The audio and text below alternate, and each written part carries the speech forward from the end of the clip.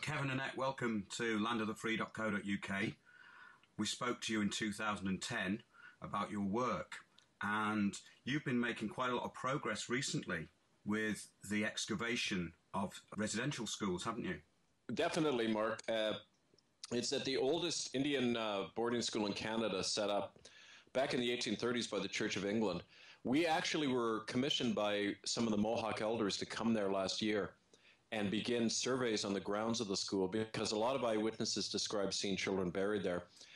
Within a couple of weeks of that, we did ground-penetrating radar survey, found a lot of soil disturbance, and we actually were working at the time with a woman who was a psychic, and she's used by police in different investigations, and she helped locate some of these graves for us. Within about an hour of us digging under the supervision of the elders, we found remains, we found bones, we found bits of clothing from the school uniforms. So definitely there's something there. So as far as digging up bones, you actually did find some a while ago, and there were some tests being done. And I think you've moved on from there, haven't you? That's right, yeah. We did tests, and the two of the four archaeologists we consulted said that they were definitely human remains. The other two said that they were too small to say because they were just basically shards of bones. But what was interesting about where the bones were found was in association with these buttons, which people who used to go to the school said they definitely came off the school uniform. A lot of these things were burned as well, which was a fairly common practice in these schools when children died to incinerate the remains in the school furnace. So all of this is pretty solid circumstantial evidence that definitely there were kids buried there. We also have found documents that show definitely that the principal of these schools knew that children were dying. There's even one letter from 1948 where this principal Zimmerman says that due to reasons of economy, we've had to start burying children two to a grave. He actually says that in a letter. So, I mean, this is all fairly solid evidence of not only deaths, but definite cover-up of these crimes that went on. As well as you think that children were murdered, they were also slow-killed with smallpox. Is that correct? Well, that was a common practice. If people go to my site, hittitnolonger.com, I print up all of my research up online. And years ago, I found letters and documents showing that the enormous death rate in these Indian boarding schools was happening because they were regularly, now not just random acts, but this was a policy to deliberately house children who were sick with the healthy, so that the tuberculosis and smallpox would spread. They deliberately didn't give them kids any medical treatment, and so they were dying en masse, half these kids never coming back. So that was a deliberate practice, and it continued over 100 years. We had people in the 1960s who went to these schools, Catholic and Protestant schools, telling us that they were forced to sleep with kids who had tuberculosis, and nothing was ever done about it. So, it shows you a common practice, and that's one of the reasons the death rate was so enormous. This was also brought up by some of the eyewitnesses that you found, wasn't it? That they'd witnessed that children were forced to be in the same room as the infected ones. That's right. West Coast Native people like Harry Wilson, Delmar Johnny, people who are in our film Unrepentant, which you can see up online at that same site, hittitnolonger.com. In Unrepentant, they described this as happening regularly. In the same way it was common practice in these schools to never feed them, to never use painkiller when the dentist would pull out their teeth. I mean, all of these things were reported year after year, and it indicates a much more horrible kind of regime at work, which we're only beginning to identify. I mean, we're just scratching the surface on these things. You were originally part of the United Church, which is the Protestant Church of Canada. Mm-hmm. And can you just tell us, just give us a very brief resume of your background? Well, 20 years ago this summer, I arrived, it was actually just this month, I arrived with my young family to take up my charge in Port Alberni, St. Andrew's United Church. And I began, as people know if they've seen our film, the first Native person I ever talked to told me that his best friend had been killed in the local United Church Indian school, and that he was buried in the ground behind the school, and none of the white people wanted them, in church because of that. They had this big guilty conscience. I heard those stories all over the place. I began to let those people speak in my church, and At the time, the attitude of the church was, because they weren't facing any lawsuits, the attitude is very much, well, they're just making all this stuff up. There's no proof. The church officials totally denied this stuff. Unlike now, where they have to at least admit that these things went on. But at the time, they pretty much told me to not look into this stuff anymore. When I went ahead anyway and did that, that's when it led to my firing, my eventual defrocking. But one thing led to another, and I began to work a lot more closely with the survivors, and that's what led to a lot of the stuff being exposed today. Yes, and you've worked very tirelessly about this, and obviously you've been attacked from many quarters, and you've been reporting recently that some of these people are obviously still out there trying to debunk what you're doing. Well, it's interesting, people often say, well, look, you've been vindicated. The government even has been forced to apologize over this stuff. They're now talking, the government and churches are now acknowledging that there's graves around the country containing these kids. And yet the more that this work is vindicated, the more I'm ignored officially by the press. And people get out there and start making claims like, well, I've exaggerated things. It's not really about me at all. It's about the evidence. And if you look at the hard evidence, when you have a 50% death rate for over half a century, it means that it's a system of genocide at work. It isn't just random priests abusing occasional children, which is still really the line of the government and the churches, is that's what went on. I guess you have to expect that when a lot of these perpetrators are still alive. The last of these internment camps didn't close till 1996. So there's a lot of people out there who could still be, implicated if the full story ever came out. Well, this is what I find amazing about it. You've got something that's probably the biggest genocide by the church that's ever happened, and it's kept out of the mainstream media, which you would expect. But you also seem to not get massive exposure in the alternative media either. Partly that is because, and I found this kind of an odd phenomena among people in Canada who you'd think would support this. There's a deep denial. When you even accuse the Christian churches of being responsible for the deaths of children, there's this mental block that you have to get around that a lot of people don't want to deal with. And it's partly their conditioning, but it's also kind of a built-in fear of organized religion. And we found this definitely the more we confront the Vatican over these crimes. The Pope himself is now implicated in helping cover up the child trafficking within the church. And even though he's now facing legal prosecution for this, Catholics still find it hard to believe that can be going on. So I think it's partly that conditioning that people go through, Yeah, I think that with the Catholic Church, a lot of this is out in the open as far as the Vatican concerned. People do point the finger at them a lot. But the Canadian thing seems to have been much more brushed under the carpet. Do you think that's because it was the United Church is a Protestant church? Definitely. I think, the United Church has, in other areas, acts very progressive. They support the peace movement, they all that kind of stuff. They've ordained gay men and women, as priests and ministers. Mm-hmm. So it's kind of a mental leap to say, yeah, but they were also responsible for the deaths of all these children. They had Indian hospitals where they were sterilizing traditional Native men and women who wouldn't become Christians. I mean, all of that's been documented occurring in the United Church Indian hospitals, and yet people can make that connection, to this church. So definitely that's, like I say, that psychological element is part of it. But it's also the fact that the churches have a lot of resources.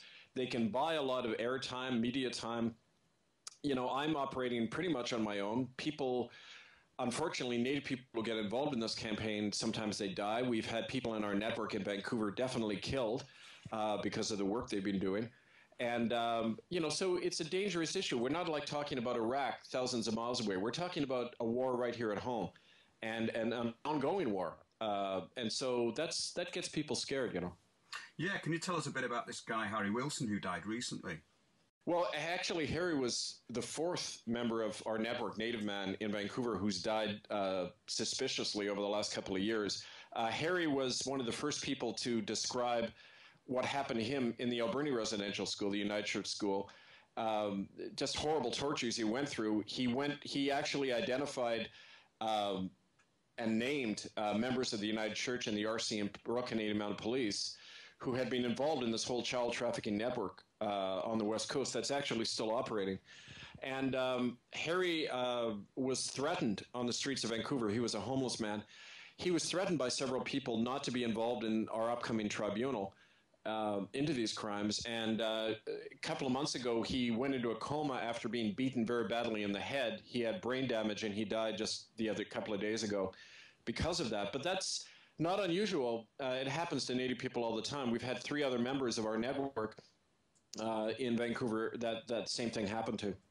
Yeah, so it's not necessarily that they were witnesses or going to give evidence. It's just an occurrence that happens to Native people in Canada.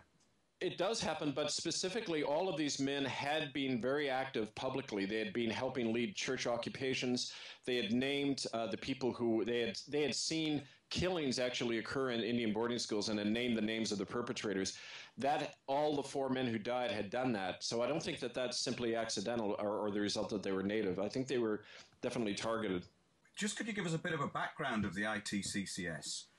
Well, it actually began about 3 years ago now. One of the times I was in England, it was suggested by some of the survivors of Catholic torture in Ireland that we actually start linking up survivors all over the world. Since, we're dealing with an international corporation, the Catholic Church, with all these resources, it's time to organize the survivors across borders as well. So that was kind of the philosophy of what we've been doing. It's really grown in the last number of years. We have supporters in 9 countries now that are trying to document a lot of these ongoing crimes by the church. We're beginning to hold, next month, we're going to hold a televised common law court where we're going to begin presenting the evidence to citizen jurors for a verdict on what they consider is the final issue at stake here involving these crimes. It isn't just about random child abuse. These are crimes against humanity, and we need courts to bring in verdicts against the top officers of these churches and governments. So this is kind of the philosophy of what we're doing. Yes, that's a very good way of bringing it into a wider view for people, so it gets more out into the open. Do you think that people will recognise the credibility of setting up common law courts? Well, definitely. We've already had over 100 people, a lot of them in the U.S., but some in England and Canada and Ireland as well. Over 100 people volunteer to be citizen jurors. We have 5 judges from different countries that have volunteered to hear the evidence. The thing to realize about common law juries is that we have that right when the normal courts refuse to investigate these crimes, refuse to protect our children from known predators that are operating within the church, then it's our obligation to do that. We also have the power to take this evidence to courts in other countries and have them render verdicts. For example, Spain has the right to hear any human rights abuse case in their courts. And if, for example, they gave a favorable verdict, then they could issue an arrest warrant against any member of the church. The governments, the Prime Minister of Canada, if he was in Spain, could be arrested and charged with concealing and covering up crimes of genocide in Canada, which he has definitely done. So, yeah, we're hopeful that this will start a whole trend where people learn that, they have the power to protect themselves in their own communities. As far as the legality of common law courts, have you got real judges that are willing to take part? Is that what you're saying? Yeah, we do. We have several retired judges. One of them was involved in the Kuala Lumpur International Court looking into crimes by George Bush and Tony Blair. And so, yeah, definitely we have people with legal acumen. And the other thing we have, which is really encouraging, is we have politicians in different countries that have shown interest in this. When I was in Italy in 2009, I was holding protests outside the Vatican, and I was approached by members of the Radical Party in Italy and senators in the Chamber of Deputies saying that if we could bring this evidence, they would bring a motion in the European Parliament to have Canada and these churches investigated for genocide. So we do have that interest in the European Parliament as well. And one of the reasons I'm coming back to England in September, in just a few weeks actually, is because there's members of Parliament there who have said that, they will support the work I'm doing. As you probably know, last May, I was actually, May of 2011, I was prevented from re-entering England at Stansted Airport. And so when I come back into the country, we're going to have witnesses there. And the border agency will have to do some explaining why they're banning me from the country if they try to do that again. Well, exactly. We were all waiting for you. We were looking forward to your talk, and then we heard that you'd been detained. And then I read about what happened to you in your blog. Can you tell us a bit about your experience with British Border Control? Well, it was May 26, 2011. I had left England. I'd been there for a few weeks, and I went over to the Netherlands to give some talks. And when I came back in, the fellow at the border agency looked on the computer screen when he ran my passport through, and he suddenly kind of his eyes looked alarmed. And he then took me aside, and they gave me the entire procedure. They looked through all my luggage. They grilled me for about 2 hours. They fingerprinted me, photographed, and kept me in a prison for about 12 hours. And they never told me once why they were banning me from the country. It was interesting. It was actually as you probably know, the border agency works with a private corporation called Reliance Limited. Yes, and, it's all private. Yeah. This is the thing that it is very important with the stuff that we cover in the UK. Basically, we're living under total corruption now because this corporate takeover of everything it just means that the deregulation of the courts, the police, and pretty much everything else means that the UK is just a place of gigantic fraud.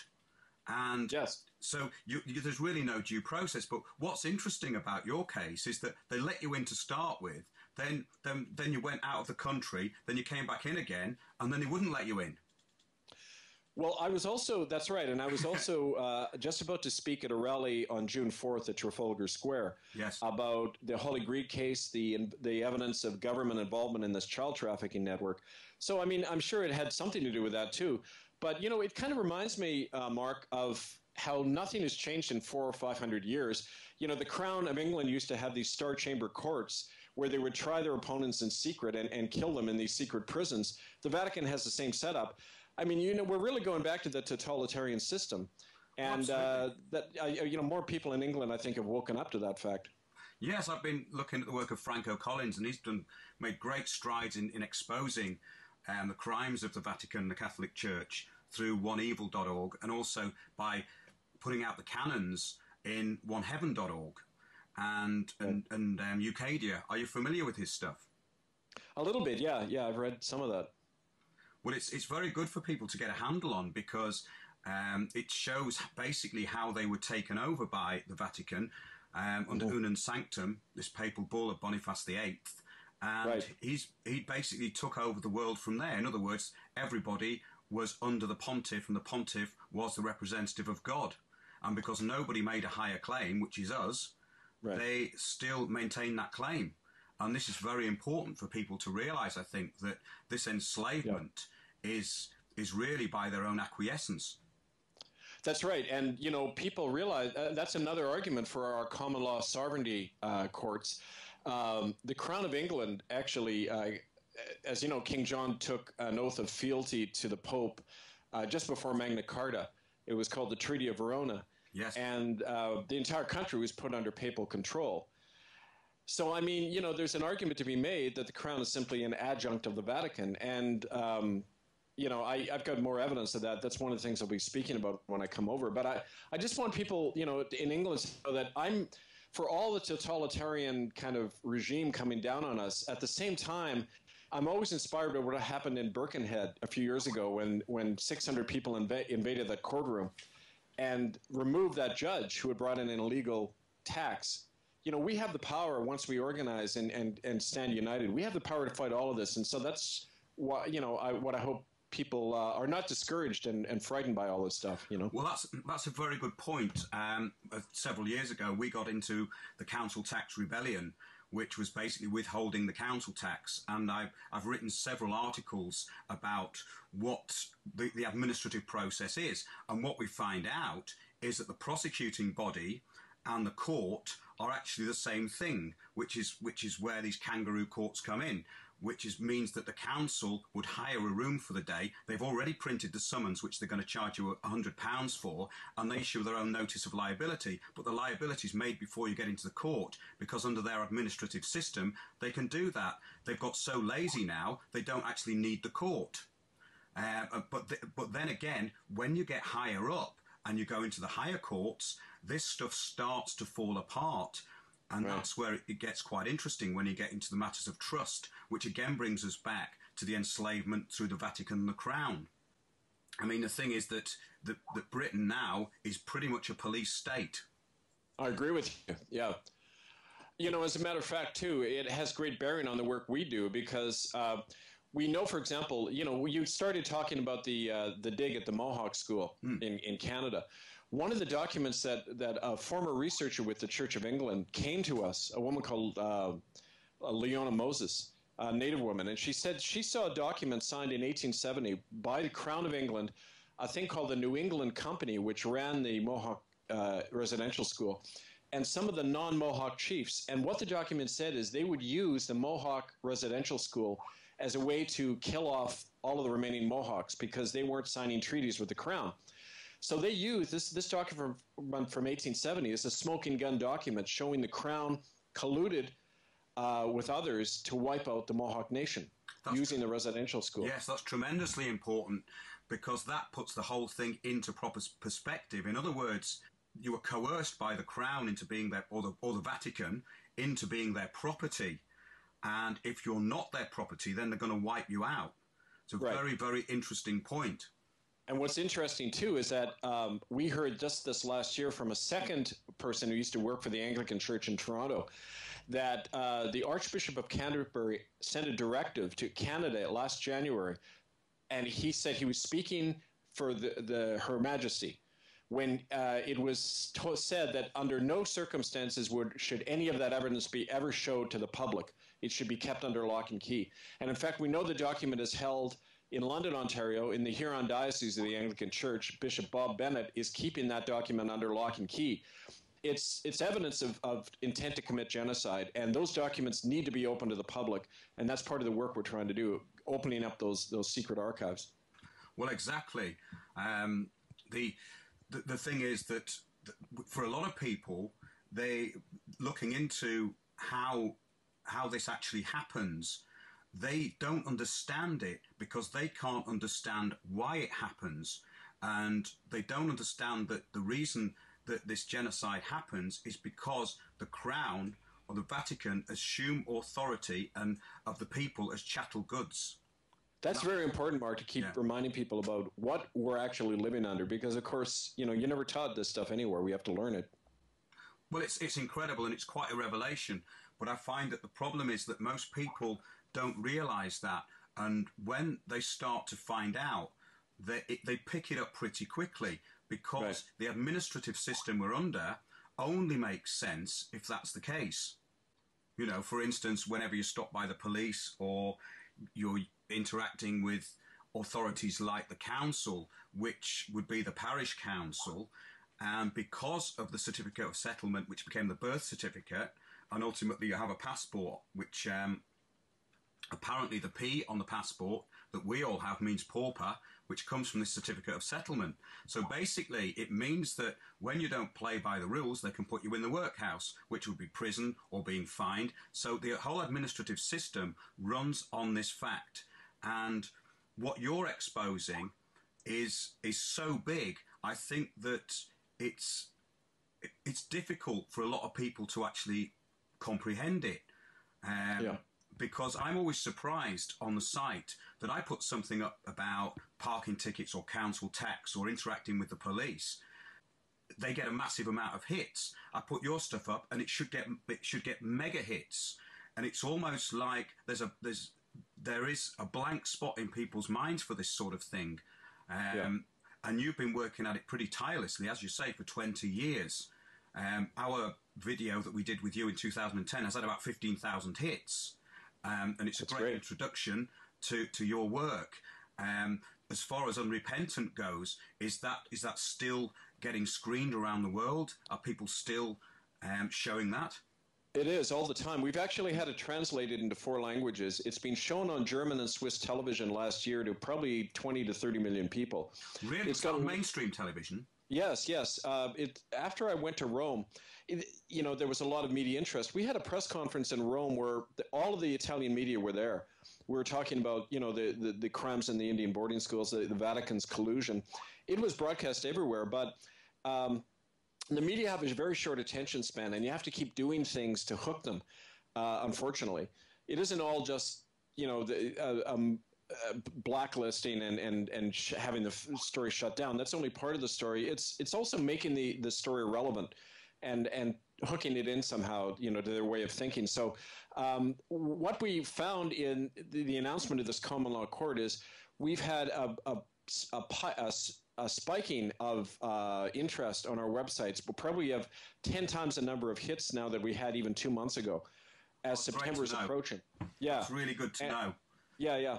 And this is really where the big story is in this, basically the wiping out of anybody who they consider to be of no use, right, to be taxed or settled in land that they reckon they own.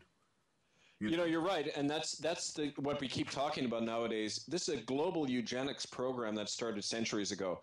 It wasn't confined to Aboriginal people. It happened to our people, our ancestors in England, Scotland, Ireland, everywhere all over Europe. The same process happened to. So it's that waking up to this global corporate dictatorship that we've been living under, and the fact that it's been rooted in religion, and it's been operating under the mask of religion for many centuries. Well, absolutely, because to me that is the key. That is the whole key to unlocking our slavery, and our freedom rests within that. Because if we can put in a higher claim than the Catholic Church, which shouldn't be difficult with their background, then we should be able to reclaim some kind of sovereignty. And this to me is the cutting edge of what's going on, because the corporatization of everything and the complete dumbing down of the media and to a certain extent the population has been done through this. People don't make those connections to start with. So people like yourself, and I would also say Franco Collins, if people are listening to this, because that's a great introduction to what Kevin's talking about, the human race being owned as chattel goods by a corporation known as the Vatican and also the Crown. Which is really what empire was about. So you're coming to London soon, Kevin. Can you tell us a bit about what you're going to be doing on your visit? Well, I'll be primarily coming to England next month to help organize people in England who want to work with our common law court. There's one group, for example, that you know about is the whole Holly Greig movement. Yes. And but there are other people who have been contacting me who are those within the Catholic Church who suffered these crimes. They want to document and provide us with affidavits about what happened. I'll be doing that. I'll be holding public lectures. I've been asked to speak to the Kent Freedom Movement in Gravesend on September 29th. Yeah, they're very good friends of ours. I'm sorry, September 27th. September 29th is the rally in Trafalgar Square at 1 o'clock about the whole Holly Greig government child trafficking network thing. I'll be speaking there. So, I really look forward to seeing everybody again. And it's always good to come back to England, because I feel that in many ways, that's where a lot of the stuff started. Absolutely. It starts with the Crown and the Crown Temple. This whole thing that's been happening with people going into the Royal Courts of Justice and pointing out that it's merely a place of administration is extremely important. Yeah. Because I've actually spoken to people within the Royal Courts of Justice who are working in the administration section, and they've told me that what's going on is unbelievable. But the fraud in this country now is off the charts. I mean, since you last came here, it's probably got much worse. It seems to happen at every single level, and public servants and the police just lie routinely as though that's the norm.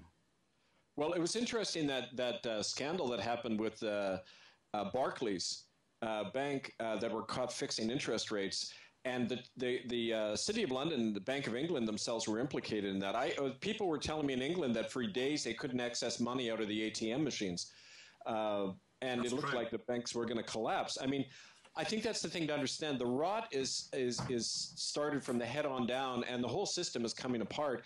An example of that is, people knew about this VatiLeaks scandal where the Pope's journals were being sent to the media. in Italy. It turns out it wasn't his butler who was doing that. It was members of the College of Cardinals who were doing it. There were cardinals who want Ratzinger out. They were leaking this information. And in fact, I believe one of these cardinals is one of the men who approached me through a back channel in 2009 and said he wanted to share information with me. There's people within any system who you know, they're not one homogenic ruling elite. They have differences that can be exploited. And, you know, I think these differences tend to come out in a crisis more. So I think we're going to see more of that, people coming apart at the top and the truth coming out, people coming forward with inside information.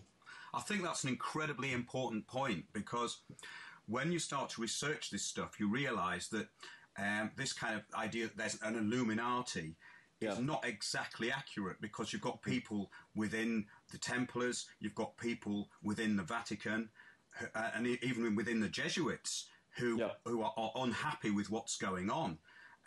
But the problem is that the nice people aren't the psychopaths, so it's much harder for them to stand up against it a lot of the time.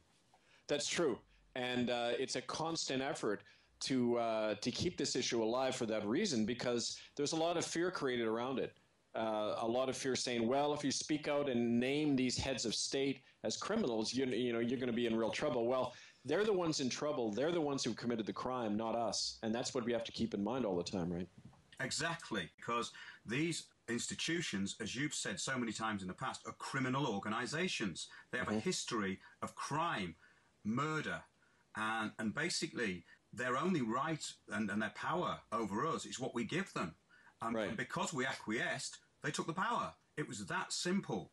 And this is the problem that the human race are in, because people don't want to stand up. They get to a certain point with it, and they'll talk and they'll debate, but when it comes to the crunch, they back off. And if more people come up to the front line and object to things, then even on a local level, even with corruption that's going on, that's facing them daily, people aren't going to get away with it. I mean, what we do is we find out where we small levels of corruption and expose them, and make these people publicly liable, put their names in the public domain. If you're right, they can't sue you, and often at a lower level, you find these people will be made to disappear. They'll bring other people in. Well, that's one way of making it work. The trouble is the people they replace them with are just as bad. However, if you keep the process going, then it has to have some effect. And I think that would get rid of the feeling of powerlessness that a lot of people have about the end of the work that you're doing, which is what I would say the high end of it, which is incredibly serious.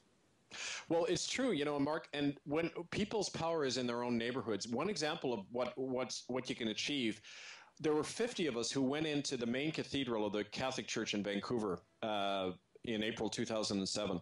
What happened, you know, we held up a banner saying all the children need a proper burial.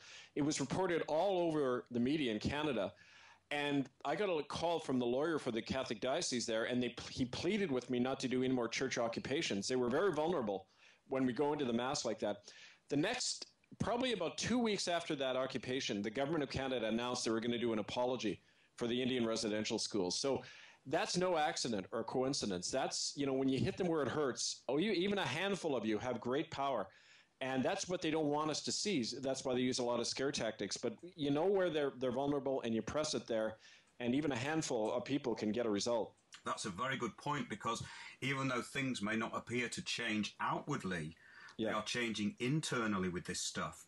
Exactly. And that means that the people who are working within these organizations, the ones with a conscience, are going to be embarrassed about it, and are going to come up to a point of within themselves and go, well, which side am I on? It almost would cause a kind of schizophrenic reaction in people. That's exactly what we're trying to engender in these institutions. We're trying to create an atmosphere where the honest people feel they can come forward. They can start naming the names. Then a panic breaks out in the system. If they feel that their middle-level management isn't going to cooperate with them anymore, they collapse. They have no more power. And those are the ones we're aiming at all the time. We're appealing to their hearts and minds, and that's where we have the moral high ground. We have to keep it. And ultimately, there's only going to be one truth in this kind of thing. It's either true or it isn't. All that can happen is for that truth to come out, because the people who are lying are going to have to continue lying and create more lies. And this is where they get caught out constantly. Right, exactly. So, that's why the truth and the evidence and just speaking to people is our most powerful weapon. And making a public witness. Like, people often say, well, you're not going to protest in London, are you? There's 4 million cameras there. They'll watch what you're doing. Well, no, that's exactly where we want to go and take this, because we have nothing to hide. We want to put this before the conscience of the world. Are you very positive about the way things are going with the ITCCS? Definitely. I think the important thing about it is that it's waking people up to their own power. And we've had people there's a stirring finally kind of in the mainstream, what you call the media, to this. We've had more inquiries about what's going to actually go on in September. As I say to people, it's just the start of a process. We're going to file charges. We're going to issue summonses against church and state officials. And also big pharma. What we found in our research is a lot of big pharmaceutical companies are implicated in these crimes of genocide. The Vatican is a heavy investor in big pharma. They were trying out experimental drugs on native kids and others in institutions all over the world. So we're going to be naming, Roche Pharmaceutical, Eli Lilly, all of these, GlaxoSmithKline, a lot of these big pharma based in Britain are going to be named as these. As part of these criminal conspirators. Well, exactly, and these corporations have thousands and thousands of employees who just simply don't know what the front. These companies have this nice corporate front, but beneath all these corporations, there's an agenda which is basically psychopathic, which is just to take over everything for maximum profit, and that's all that we're living under. It's basically corporations who want to take over everything for the maximum they can get in the short term. And yes, the idea of having our own courts is very interesting because, as you know, the family courts are their own courts, the Child Support Agency have their own courts, and the council have their own courts. They're just administrative places where you go to be judged because you have a birth certificate, because you're chattel goods of the state. The administrative system carries on relentlessly. And we supply simplified versions of things on landofthefree.co.uk for people to get a success at a lower level of things, which will obviously take them to the higher level. And so the idea that these courts, these common law courts, will definitely get more and more attention and expose what's going on, and people will have to sit up and start taking notice. Well, that's right. And it depends on everybody. So, I really encourage people to go to your site, and also I'll send you updates about when I'll be coming, where, and everything. It won't just be England, of course. I'll be in Ireland, all over Europe, back to Rome. So, so I'll be in Europe for at least 6 to 8 weeks doing a lot of this work. So how's your work going in Rome? There's a lot of interest there, especially the media there are much better, of course, than over in North America. There's a documentary film team that are going to be there, and they're going to be filming me and other people outside the Vatican. We're going to go in and present a summons naming 5 cardinals and Joseph Ratzinger to appear before our common law court. And also there's interesting information that somebody has offered to share with me coming right from inside the archives, the Vatican archives, where apparently a lot of these crimes going back centuries have all been carefully documented and are recorded there. So, I'm looking forward to being there. So there's people within the Vatican who are now willing to expose the Vatican. Well, there were 3 years ago. These people have been lying low. I think what happened because of all of the scandal of Ratzinger's personal involvement in protecting child rapists, signing letters to that effect and everything, and the lawyers that have been after him for that. I think because of that, there's kind of a circle the wagon response in the Vatican. People were afraid to come forward, but that's changing now. Like I mentioned with this VatiLeaks scandal, there's some people are talking about a real palace coup that's been going on in Rome. So we're taking full advantage of that, and there's definitely insiders who are going to be talking to me. Yeah, I mean, the amount of stuff that's coming out about the Catholic Church and the Vatican over the past few years has increased tremendously. So we look forward to seeing you again, Kevin. We'd like to do another filmed interview with you. Good, I look forward to that, Mark. And we'll probably see you at the Three Doors Public House on the 27th. Is that correct? That's in Gravesend, right? That's right. Kent Freedom Movement, I plan to be there. And on the 29th, tell us again what you're doing. Well, at 1 p.m., 1 to 4 p.m. in Trafalgar Square, there's a protest about child abuse, child trafficking in England. the Holy Greek people will be there, and I'll be there speaking, and look forward to that. Just to remind people, too, about my websites, hiddennolonger.com, and the Tribunal website is itccs.org, and people can reach me at hiddenfromhistory1@gmail.com. Well, thank you very much, Kevin Annett. It's great to catch up with you, and Thank look forward to seeing you soon. Thank you, brother. We'll be in touch soon. Thanks, Kevin. Okay, bye. Bye for now.